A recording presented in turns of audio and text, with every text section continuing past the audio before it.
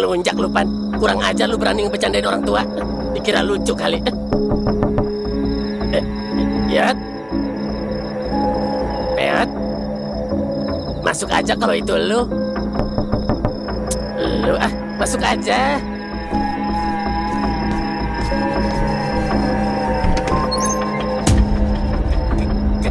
Karto. Lu ngapain di sini?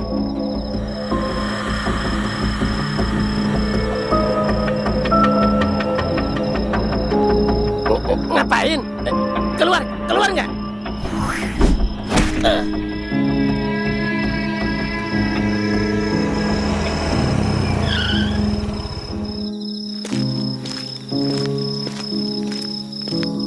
Pak? Bapak? Pak? Udah tidur belum? Pak? Lihat masuk ya? Pak? Bapak?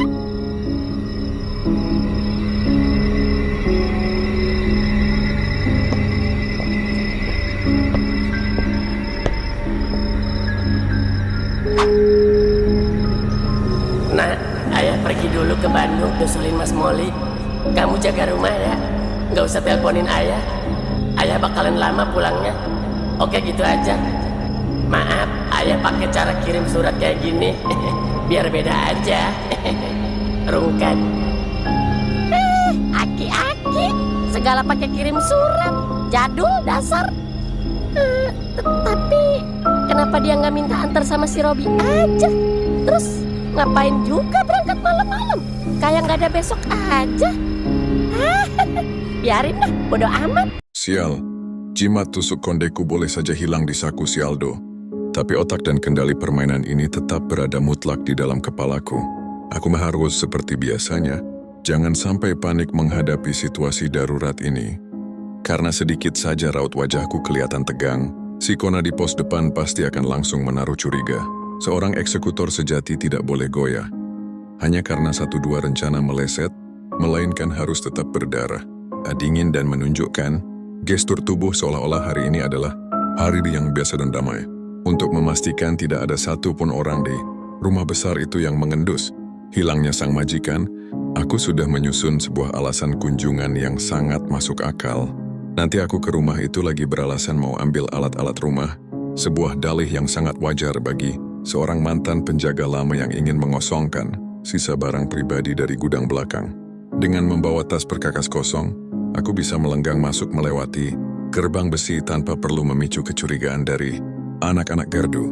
Taktik kunjungan palsu ini sengaja aku jalankan agar orang bekerja di rumah itu tidak menyadari hilangnya Pak Rungkad yang saat ini sudah meringkuk, tak berdaya di dalam sel besi bawah tanah. Selama Aldo sibuk menyapu, aku bisa dengan leluasa memantau apakah orang-orang di pekarangan sudah mulai curiga atau masih termakan mentah-mentah oleh skenario surat palsu di kamar tidur. Aku harus menjadi orang pertama yang meredam kepanikan. Di halaman atas sebelum masalah internal, ini meluas keluar pagar. Di dalam kegelapan ruang bawah tanah yang pengap itu, biarkan saja Pak Rungkat dan Molly saling meratapi nasib buruk mereka sambil menyatukan kronologi penculikan berantai ini. Mereka berdua tidak akan pernah bisa berbuat apa-apa karena jeruji besi peninggalan zaman dulu itu terlalu kokoh untuk ditembus oleh tenaga manusia biasa.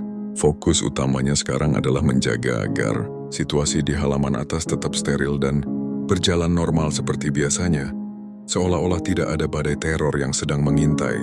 Aku harus pandai-pandai mengatur ekspresi wajahku saat berhadapan kembali dengan Aldo di bawah pohon mangga nanti siang.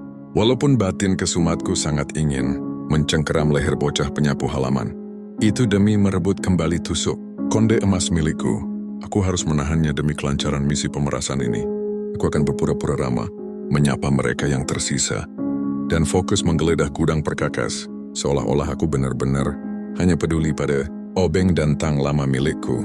From balik semak hutan seberang jalan ini, aku melihat situasi di sekitar pos satpam depan tampak mulai bergerak, normal seiring matahari yang semakin meninggi. Si Kona yang bodoh itu masih saja duduk pelangap-pelongo sambil memainkan ponselnya, sebuah pemandangan yang membuatku sangat yakin bahwa pertahanan atas rumah ini sangat mudah untuk dikelabui. Kehadiran geng Faji yang norak itu terbukti sama sekali tidak berguna ketika dihadapkan pada taktik gerilya senyap yang aku lancarkan sejak 3 hari lalu. Biarkan saja semua orang di pekarangan itu tenggelam dalam rutinitas harian yang semu selagi aku berjalan perlahan, mendekati pagar luar dengan langkah kaki yang diatur sangat santai. Sandiwara kunjungan ini harus berjalan dengan sangat sempurna sampai surat tuntutan tebusan miliaran rupiah dariku mendarat di tangan mereka. Aku tidak boleh membiarkan kelengahan kecil apapun merusak momentum emas yang sudah mati-marian aku bangun demi menguras harta dari rumah ini. Aku merapikan kerah bajuku yang sedikit kotor karena bekas tanah, menarik napas dalam-dalam untuk menstabilkan detak jantungku yang sempat berdegup kencang karena rasa dendam. Siasat mengambil alat-alat rumah ini juga akan aku manfaatkan untuk memeriksa apakah ada pergeseran posisi ubin di dekat penutup besi saluran air belakang yang dicurigai oleh orang lain. Aku harus memastikan bahwa pintu masuk rahasia menuju ruang penyekapan bawah tanah tetap tertutup rapat oleh tumpukan sampah daun kering. Narasi mencatat bahwa langkah berani yang aku ambil untuk kembali menginjakkan kaki di pekarangan rumah Pak Rungkat siang ini adalah puncak dari permainan psikologis yang sangat berisiko.